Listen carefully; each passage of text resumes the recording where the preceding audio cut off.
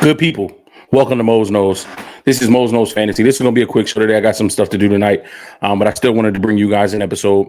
We're going to touch on top performers. We're going to take a look at what I'm doing in fantasy. Not really, because it ain't that good. Well, at least in one of the leagues. And then we're going to see who's going to be sitting down, who we need to start, put in place for some of our guys. We'll be back in a second. Sorry, Mose couldn't be here, but he doing the Mrs. Mosley thing right now. They're out doing. They're enjoying Valentine's Day is what I was trying to say. I got you. Y'all the worst. You don't know nothing, you don't know nothing, you don't know nothing. You don't know nothing, you don't know nothing, but I know that. You don't know nothing, you don't know nothing, but I know that. You don't know nothing, you don't know nothing, but I know that. Mose know it all. Mose know it all. I guarantee real taste, ain't no faking that at all. If you don't know, you gon' know. Mose knows, tune into the show. Not a game, nitty gritty, ready go committee. Mose should be the CEO. Too solid, too real, too 100. I'ma keep it real when you don't. Just that real gold talk. 24 karat words. San Francisco 49er fam. Realest squad on the earth. The 5 God, number 5, taking us to 6. Young killer Trey Lance. New era, new season. Mose got you covered. Go ahead and subscribe. 2022 this year. Got a whole nother vibe. Mose know it all. Mose know it all. Mose know it all. Tune in for the vibe. You don't know nothing, you don't know nothing, you don't know nothing. You don't know nothing, you don't know nothing, but I know that. You don't know nothing, you don't know nothing, you don't know nothing. You don't know nothing, you don't know nothing, but I know that. Mose knows.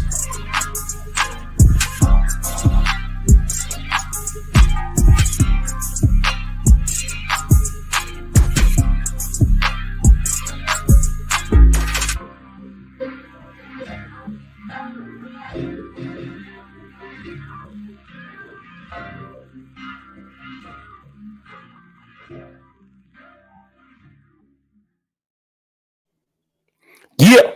Welcome to Mose Knows. We back in the building, baby. So glad to be with y'all on this Thursday night. Mose Knows, YouTube. Like, comment, subscribe. Throw a thumbs up on the video. If you're not a part of the family, go ahead, hit that subscribe button. It takes 2 seconds. 2 seconds. Become a part of the Mose Knows fan. Become a know that I want you, family. I love you. There's nothing you can do about it. Twitter and IG. What Mose Knows. All one word. WHATMOSEKNOWS. Email what.mose.knows@gmail.com. TikTok, Mose Knows. I will be throwing up my weekly picks this evening, so be sure to head over to TikTok to check that out. We're going to jump right in. Top fantasy performers. Listen, Joe Burrow starting to heat up. He's starting to heat up. Now, I can't remember if he was on the list last week. I know when I made the graphics, his picture was there. It could have been an older week, but if this is 2 in a row, come on, Joe. What's happening? We talked about this earlier with how the season is going. Some teams not really looking like how they're supposed to. Look like Joe, Cincinnati offense, Zach Taylor, starting to get in the midseason form. Joe Burrow, 39.24 fantasy points, 34 of 42, 481 yards, 3 touchdowns. He also had 3 carries, 20 yards, and a touchdown. Listen. And this was against the Atlanta Falcons. I'm not going to harp on that for my Niner fans that'll be in the chat and that'll be watching. But this is what happens when you have a quarterback who can throw the football. Anywho, Danny Dimes has finally made the list. Went into Jacksonville. Found a way to get a W. His Giants are sitting at 6-1 right now. 28.78 fantasy points this week. Week 7 for Daniel Jones. 19 of 30, 202 yards and a touchdown. Again, he's holding on to the football, no interceptions.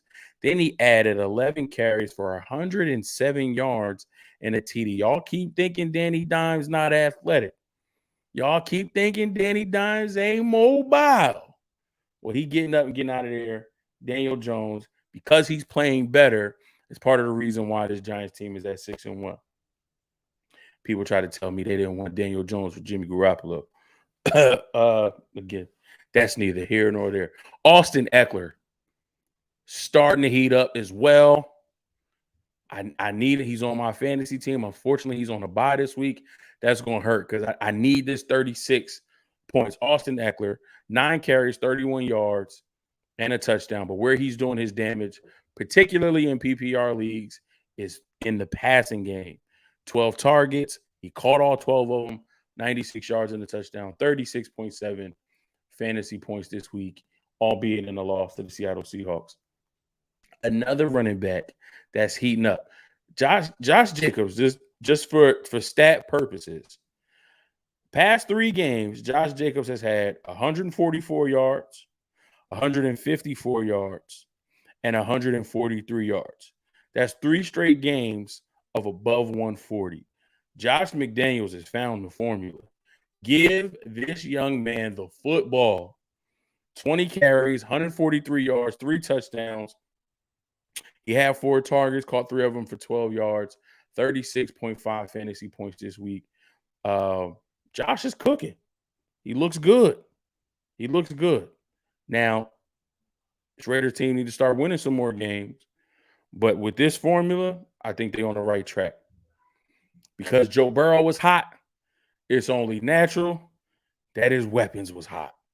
Jamar Chase, another appearance on this list of top performers, caught 8 of his 11 targets for 130 yards and 2 touchdowns, 33 points even for number 1, cooking as usual. And it's very, very rare that in the top performers we get 2 wide receivers from the same team. But when your quarterback throws for 481, it's likely to happen. Tyler Boyd is our number 2 wide receiver this week, caught 8 of his 9 targets for 155 yards and a touchdown. Total PPR points this week, 29.5. Moving to the tight ends, finally, the people's tight end has made this list. I would say finally a Niner made this list, but I can't say finally a solo Niner made this list. We had Niners defense, special teams, but a solo Niner made the list. I'm waiting for Debo. We got CMC. I'm waiting for him. We got Brandon Ayuk. I'm waiting for him too. But George Kittle, the people's tight end, caught 6 of his 9 targets for 98 yards and a touchdown, 21.8 PPR fantasy points this week. Even though we got curb stomp, I'm not going to let go of that. Jawan Johnson, tight end for the New Orleans Saints. A name that I didn't think would end up on this list, but that's why I love this list. We see the guys who show up and perform. Now, the numbers are maybe skewed, but I can't really say skewed because PPR is a format that has been around for a long time. If you take the points per reception off, he's still 15.2. But with the PPR numbers, that takes it up to 20.2. Number 2 tight end this week, caught all 5 of his targets for 32 yards and 2 touchdowns. They actually made the Thursday night game a game. That's what I can say. They actually made it a game, made it worth watching because they were going back and forth. Kickers need love too. Chicago Bears, Cairo Santos, 17 fantasy points this week. Made all 4 of his field goals, had a long of 50 yards, made all 3 of his extra points. The reason why the Bears were able to get a win on Monday night and mess up my picks. Again, I love this segment. Finding a defensive player that's putting up 20-plus points. This week, again, albeit in a loss, Devondre Campbell, he showed up. He tried to make sure that he did what he needed to do to get a win for his defense and for his team.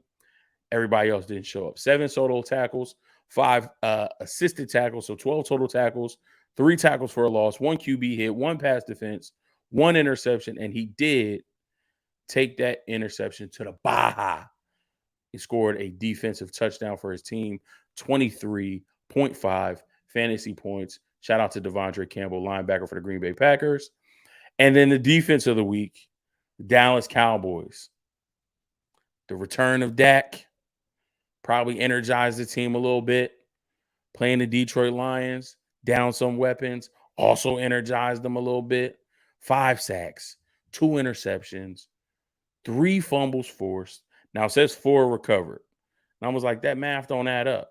but somebody on the special teams fumbled and recovered their own fumble. So that's why it's 4, because it's DST. So 4 fumble recoveries, 3 fumbles forced, 2 interceptions, 5 sacks. They made it look really, really easy. Bad day for the Detroit Lions football team. And that's going to do it for the top performers. Top performers done and out the way. Again, love that segment. Love seeing repeat faces, because those are the stars in the league. Love to see new names, new faces, because that is what. Sorry, let me get that out of there. That's what lets you know that there is plenty of talent amongst this roster. I did make a graphic this week because I was embarrassed about the score. I mean, not too bad, but I mean, I got to be by like almost 30. Yeah, so in my main league right now, I'm sitting in 7th place. I'm at 3-4, just like my 49ers. Last week, we went down to Trey Area. I scored 95.2. He scored 121.8. I think the thing that hurt me the most was Josh Allen being on a bye. I gotta get over my fear of starting players on Thursday night. I think I had an opportunity to grab Andy Dalton, and I didn't. And I mean, hindsight is 2020. But I started Ryan Tannehill, thinking that he would have a better game against Indy. He only got me 3.8 points. Terrible. Unfortunately, Breece Hall suffered the injury early in that game, the ACL injury. And at the time, he already got me 13.2 points. So I feel like he was on his way to a 20-plus point performance. I didn't swap out my tight ends. I should have put Pat Freiermuth back in.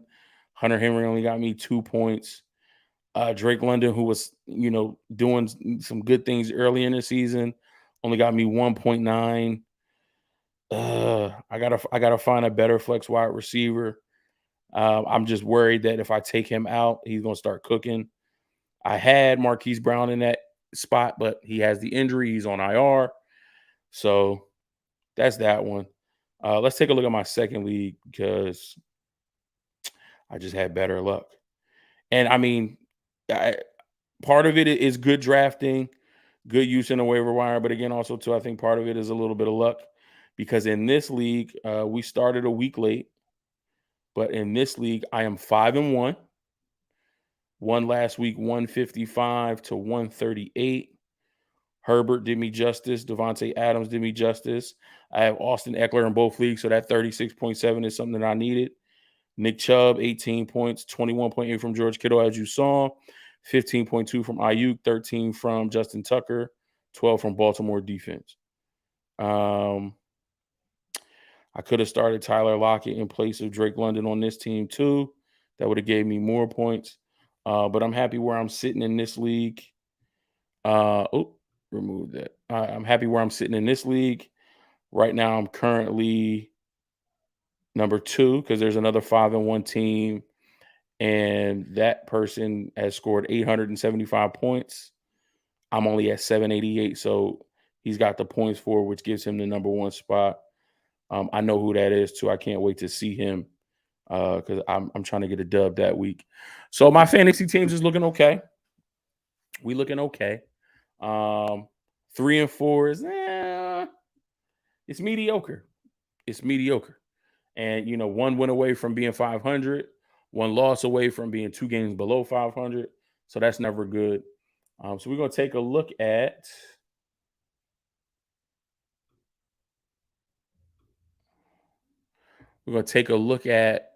this week. First of all, let's take a look at the teams that are on a bye. Last week it was 4 teams. This week it's only 2. And both come out of the AFC West. Kansas City Chiefs, Los Angeles Chargers. Both teams are on a bye this week. Let's take a look. What does that mean for our rosters? Let me move this. Here are some of the top fantasy players from those 2 teams. So overtaking Josh Allen in fantasy ranking is Austin Eckler. Another monster performance. He bumps Josh Allen down to 2. Again, Josh Allen was on a bye week, so he didn't have any points to put up on the board. So likely with this week, Josh Allen will probably jump back to that number 1 spot, depending on how good of a game he has. But Austin Eckler right now is in the number 1 spot, averaging 25 fantasy points per game and a total fantasy points so far this season of 174.7. Patrick Mahomes is ranked 3 with a total of 169.66. Travis Kelce is ranked number 9. Justin Herbert ranked 19. Now, Mike Williams is out because of injury, but if he wasn't injured, you still got to put him on your bench. And he's the 33rd ranked player in fantasy this year, totaling 104.5 points, averaging 14.9. Then we have running back Clyde Edwards-Helaire at 50, and then wide receiver Juju Smith-Schuster, I believe at 54. I'm covering it up, but he's at 54, total of 93.4, averaging 13.3. So again, really, really solid pieces. Last week, we saw how many pieces were on the bench that weren't able to go. I can tell you firsthand, not having Josh Allen as my quarterback and not having a solid backup quarterback on the bench really, really hurt me in week 7. So, again, we're deep into the year. Injuries have happened. Some players haven't been performing up to par. So now it's trying to catch lightning in a bottle, right? It's trying to see who can I get just for 1 week that can give me a spark and keep me afloat. So here's what I have. Go to my trusty notes. So based on Justin Herbert, Patrick Mahomes being on the bye, if you do need a quarterback, recency bias tells me Andy Dalton. The game that he had against the Arizona Cardinals, going up against a similar team in the Raiders, solid team. The team is okay, but there are flaws. Defense isn't as strong as they should or could be. And that could possibly be, a back and forth game, a shootout. I feel like the Raiders are going to try to run the ball. But at the end of the day, points have to be scored. So Andy Dalton, recency bias, just because, he put up a good amount of points last week. Marcus Mariota versus the Carolina Panthers defense. Again, I know what the Panthers did against Tom Brady and the Bucs, but I think something going on in Tampa beyond just what's happening on the field that we can't see. And again, a divisional matchup. I think that'll be a nice back and forth game. Mariota can beat you with his legs as well, so you'll get those the points from rushing yards and any rushing touchdowns he scores. So he's a viable option if you absolutely need somebody and you don't have a backup on your roster currently. And then my maybe would be Davis Mills versus Titans. Even though he did me dirty, maybe the opposite way around. Ryan Tannehill versus the Texans. But the Texans secondary has been pretty stingy against opposing quarterbacks and wide receivers.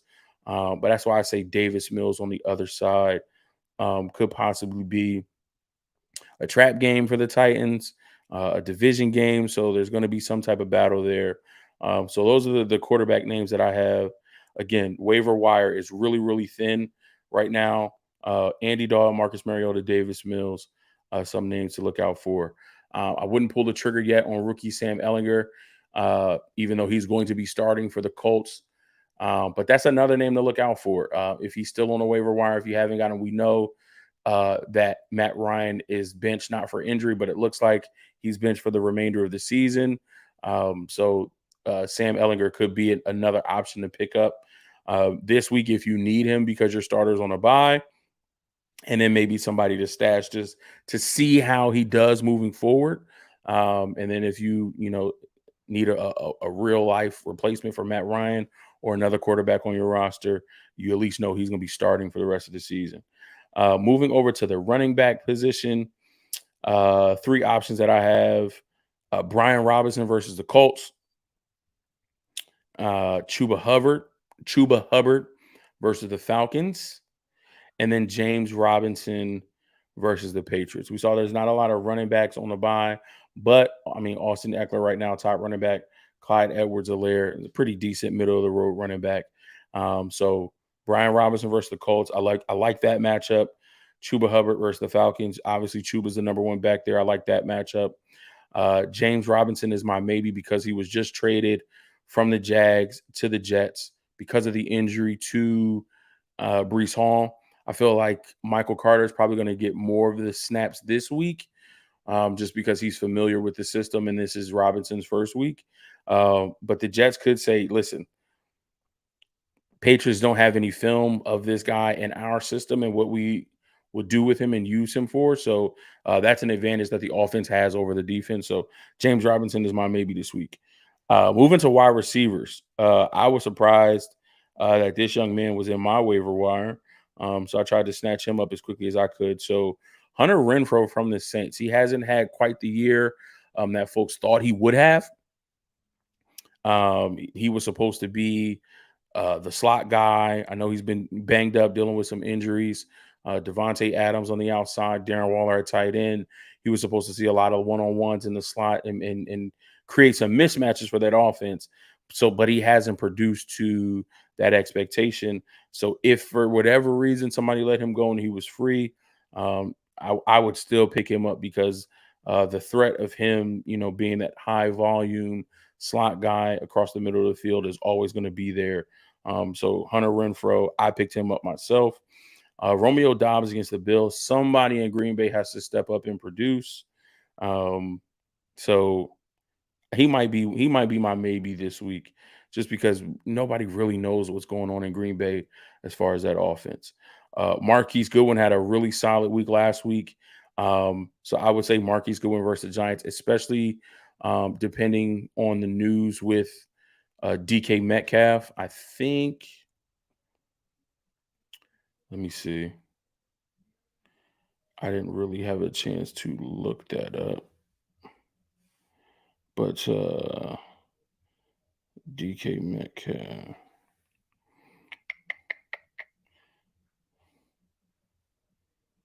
Let's see.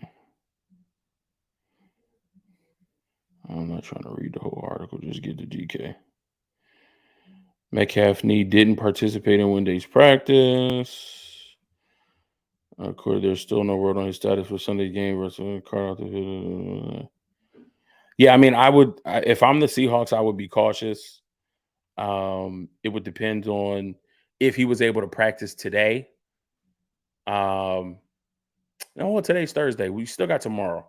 So if DK is able to practice tomorrow, and depending on how he gets through practice, that may determine if he plays. If he doesn't practice tomorrow, I would say it's likely that he won't play. So keep an eye out for that.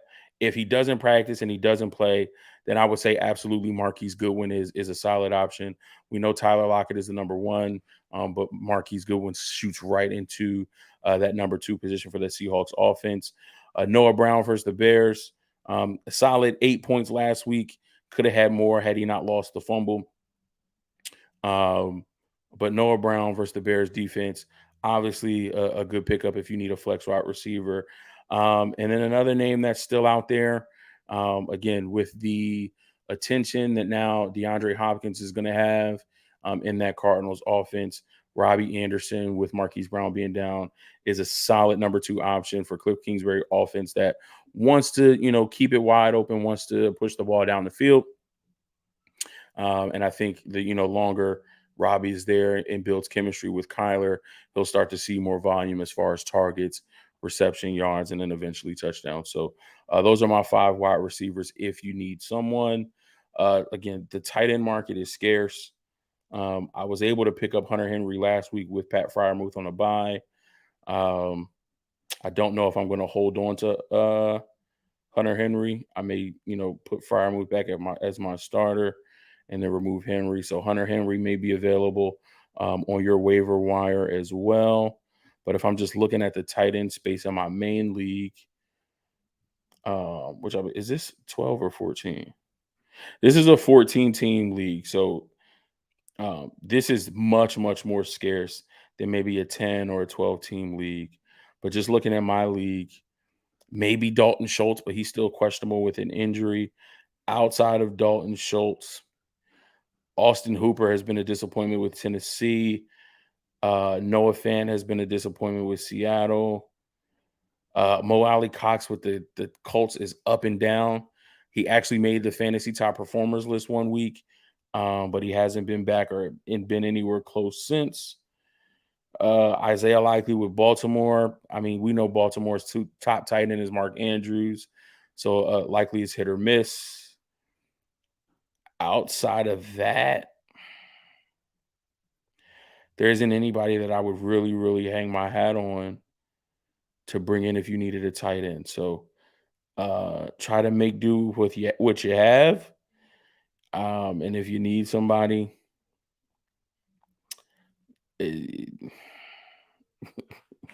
just go with your gut. Don't second guess it too much. Defense and special teams units, just going based off of my league. Colts versus Washington could be something to look out for just because Washington offense isn't that great. Maybe Atlanta's offense going up against Carolina because of their issues at quarterback and running back. Minnesota versus Arizona is probably one that you may want to pick up as well. I wouldn't pick up Browns versus Cincinnati. That's probably about it. Colts if you need them, Atlanta if you need them, Minnesota only if you need them. All right, guys, that's going to do it. That's going to wrap it up. I know this week has been, I keep hitting that. I know this week has been much quicker, not too much in-depth knowledge, but got daddy duties. My young man got practice. Some of the other players on his team have other sports that they play. So practice is a little bit late today. So I'm going to jump off here, get my young man to practice, make my pick so that I can put that out on my TikTok. But thanks for everybody who tuned in. Thanks for everybody who will watch this post the live show. Really appreciate you. Only got one comment this evening from 916 49er. He says, "What up, Mose? What's going on, brother? Thank you so much for tuning in. Appreciate you stopping by the show." Again, if you need fantasy advice, if you're struggling with a decision that you need to make, again, hit me on Twitter or IG. What Mose knows. WhatMoseknows. You can hit me on TikTok as well. There's the email, what.mose.knows@gmail.com. I'll leave all of this information in the description of this video below. Whatever medium you need to reach out to me or you feel is best, whatever you're most comfortable with. If you got a question, reach out to me. I'll give you my best opinion. I'll look into it, give you my best thoughts, and help you make the right decision for your team. And hopefully it works out. All right. Love and appreciate y'all, and I'll catch y'all next week. Peace.